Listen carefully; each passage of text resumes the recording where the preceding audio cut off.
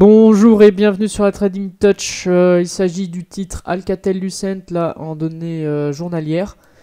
On va expliquer grâce à ce titre un petit peu le fonctionnement de l'indicateur Williams.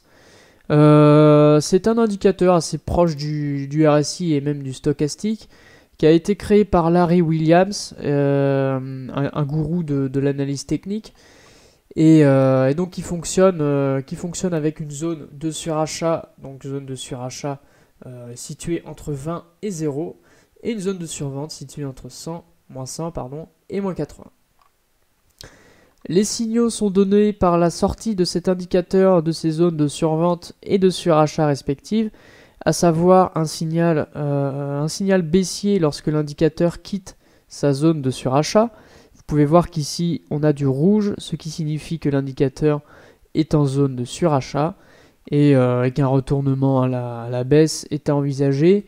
Vous pouvez voir que la tendance dominante quand même ici est à la baisse. Alors on va s'intéresser plus particulièrement aux signaux vendeurs.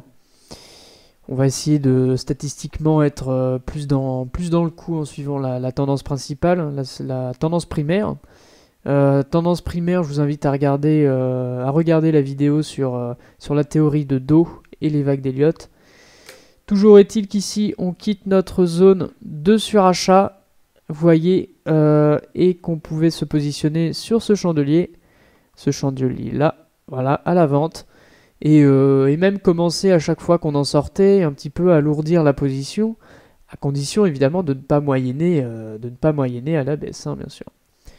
Et vous voyez que finalement c'est tout bénef. Alors on va éviter de trader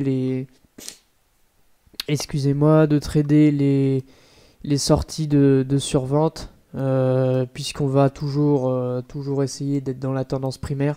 Ça c'est très important, hein.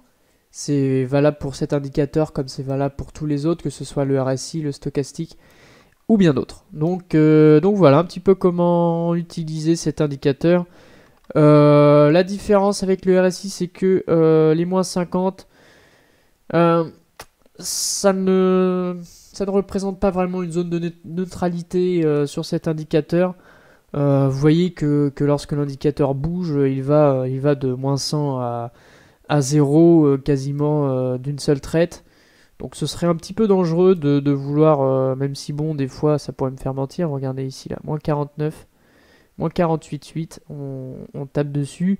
Mais bon, c'est pas l'utilisation normale de cet indicateur. Voilà, je vous remercie et bonne visite sur la Trading Touch.